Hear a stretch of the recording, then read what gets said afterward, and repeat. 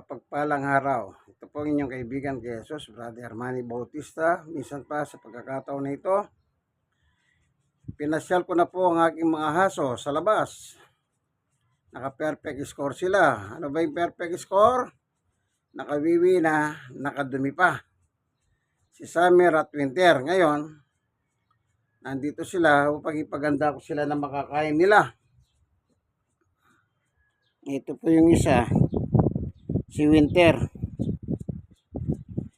Ano yung isa naman, nandito sa ibaba, si Summer.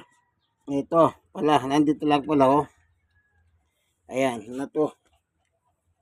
Papahinga sila. Ayan, sila dalawa. Ipaghahanda ko naman sila pagkain ngayon. Tapos na po kami sa walking sa labas. Exercise, binilid ko na sila sa araw. Ganon din, kasama ako nakabilad. Vitamin D. Bigay ng Panginoon Diyos. So, nagpapahinga sila ngayon. Gagawin ko, piniprepare ko na po yung pagkain nila. Para pag ginutom sila ng mga oras, kakain lang sila. Ano? Nakita nyo si Summer, yan yung isa si Winter. Ito, matanda na rin po ito. Nasa 3 taon. Yung isa, si Winter ay 8 buwan. Ano? 8 buwan. Ayan siya. Oh. Nagpapahinga rin. Yan. 8 buwan po yan. Ito. Balong-balunan ng manok. Atay ng manok. Yan. Dalawa yan. Pagkain nila. Minimix ko po yan. Mix. Ngayon. Ito. Pinagbukod ko na sila. Ano naman ito? Atay ng baboy. Yan. Panggagawa na po natin sila, no? Ganito lang. Para makakain na po sila. Tama-tama, nakapagpahinga sila. Oras naman ng pagkain nila. Ito munang ihanda ko. Pinag-iwalay ko po ng lalagyan para bukod silang pakainin ko. Kasi kung minsan nagtatalo sila. Yan.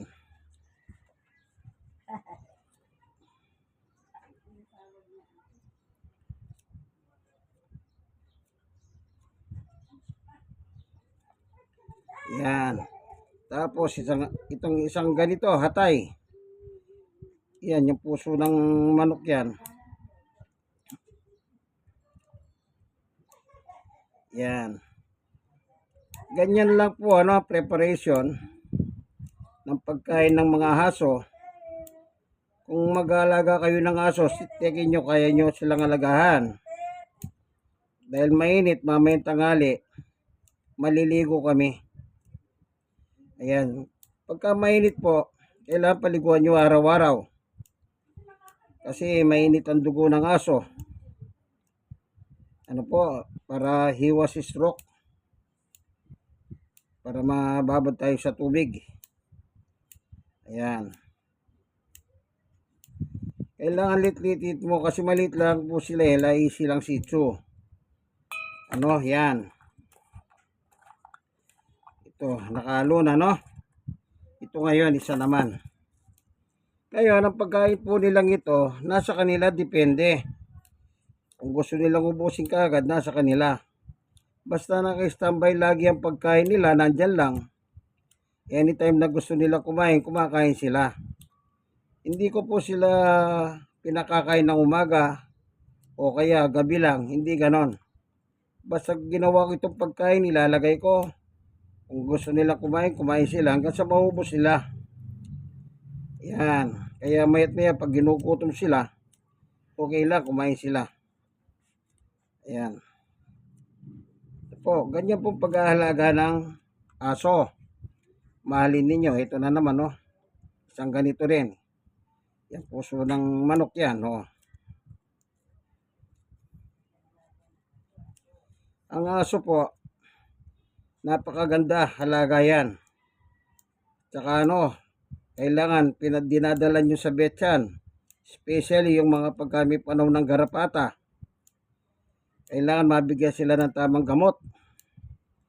Itong saging po, merong gamot po kaming nabibili na 6 months ang palugit ng mga gamot na yan. Kaya ito, susunod, bibili na naman namin sila ng gamot. Dahil natapos na yung 6 months. Para tuloy-tuloy. Ayan. Nakamix na, ano? Dalawa yan. Dalawa na po yung nakamix na yan. Oh. Para kakainin na nila. Po, okay. Summer, winter. Kain. Asa yung isa?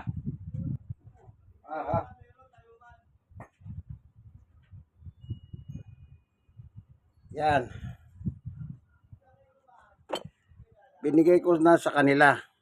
Magkaiwalay kasi kumisa nagtatalo eh. Kawawa yung bata. Na nadadali siya. Ito, tingnan nyo. Ito siya, lalagay ko lang dito. Ito kasi isang aso, ayan. Summer. Ito. Yan, ganyan lang. Pero gusto niya kumain, kakain na lang siya. Ayan po naman itong isa. Ayan. Andiyan ang pagkain niya. Yan. Pagkain niya yan. Ayan na. Ayan ang isa. Kumakain na po yan. Si Summer yan. Ito naman si Winter.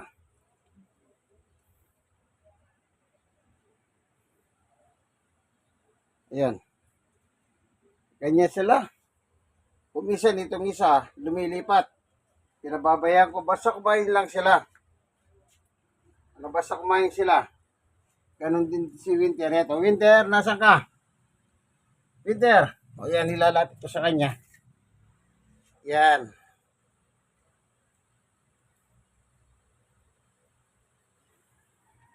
Ganyan pong mga alaga ng hayop.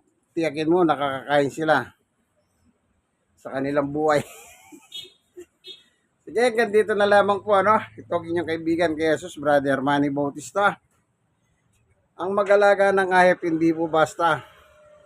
Kahit saktan mo ng hayop, yung aso, pag uwi mo, sasalubungin ka ng masaya pag nakita ka na niya. Ganun lang po, no?